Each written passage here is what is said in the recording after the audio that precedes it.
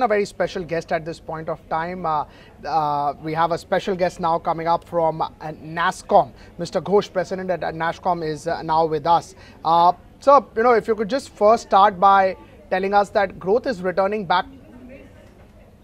Okay, Ms. Ghosh, can you just tell us that, what are the key challenges that are there for the Indian IT companies going ahead? What do you see in FY19, versus the challenges that were there in FY18?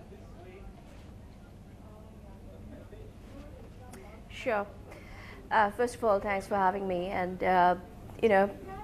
actually what we are seeing ahead of this industry now are some of the biggest opportunities that we have ever seen. And with the opportunities, of course, comes challenges, because you have challenges to leverage these opportunities. Status quo is not going to be enough. But what's happening worldwide? Technology, first, is becoming pervasive. It's touching everything. It's touching industries, it's touching governments, it's touching nations. It's becoming the key driver behind the dominant forces that are shaping the destiny of businesses and of nations. The need for strong partnerships with the technical ecosystem, the need for strong solutions and services that will enable you increase your competitive advantage, be it a company or be it a nation, is increasing like it has never increased before. So the opportunities for the industry are tremendous. The biggest challenge is our ability to transform, to leverage these opportunities. How much and how fast? And I think what we are seeing is the Indian IT industry, actually it's the Indian IT MNCs, because we have global footprint in more than 80 countries, and it's time we acknowledge that, and we acknowledge that these companies are truly global multinationals. They have their origin in India, are gearing up for the challenge with focus on the right things. They are focusing on talent, reskilling, building a strong pipeline. They're focusing on increasing the innovation capabilities, and they're focusing on increasing the co-creation capabilities, their partnership strategy, which is going to become critical for success in the future. So it requires a three-pronged approach, and the Indian MNCs are focused on all three, and I think they will be in a very good place to take on the opportunities. Sorry to interrupt and interject you there. Debjani, sorry to interject you there. Good afternoon, first of all. This is Nayantara joining in from the New Delhi newsroom. I can't help pick up what you just said. We are now, all these companies are truly multinational companies with Indian roots and Indian origins, but they are MNCs. Most of their business happens in the United States. Now, these MNCs originating from India are living in a new era of protectionism, with a lot of business in the United States, where the US president has made it very clear that US has to come first and before India if you want to do business there. What is it going to mean for all of us back home?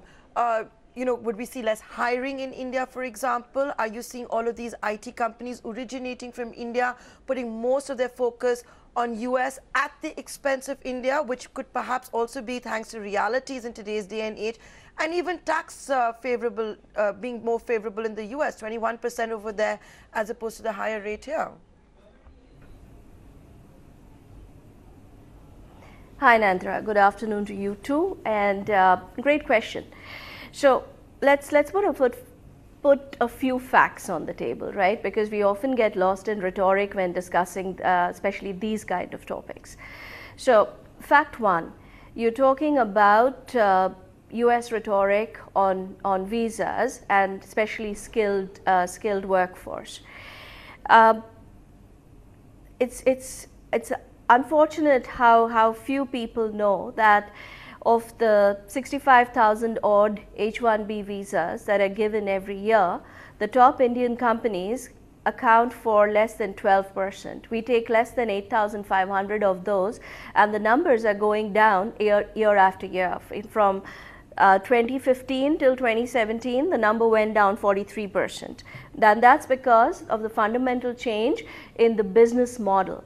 The business model change is being driven by technology and the emerging technologies and the kind of business processes that they require. I mean, in the early days, we used to write a code, or we used to create a software, or and solution, and then sell it at scale, and that's where we would get our cost benefits, etc.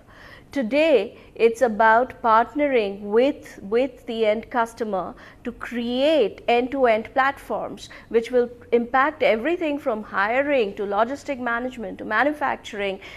It's about working with multiple technologies, orchestrating those technologies, and creating an end-to-end solution. So it does require, when you're co-creating, you have to be closer to the customer. So there is a fundamental shift in business models driven by technology, which needs companies to be located close to the customers so that they can co-create, because today is about co-creation. So, the whole visa rhetoric sort of doesn't add up when you put the facts on the table. So as I said, fact one, the business model is changing. The US companies, or the Indian companies, are actually taking less than 12% of the H-1B visas. Fact two, if you look at the companies that are the highest takers of the US or the H-1B visas, they happen to be the top tech companies in US. They also happen to be the top spenders in R&D in US, which shows why they need talent, and the fact that they're getting the talent from India tells you a different story. It tells you that India today has a talent surplus. We have nearly 500,000 digitally trained people, which is a huge strength and which cannot be ignored. It puts us in a position of strength when you're looking at the digital ecosystem playing out. So, yes, we are seeing trends towards protectionism, Right, we are seeing trends towards nationalism, but... Right, ma'am. Right, ma'am. Thank you so much for taking our time for us. Really would have liked to continue this conversation, but short on time. Thank you so much for taking our time for us. Always good to get perspective from you. On that note, we're taking a break. Our first on the show, coming back in 2 minutes.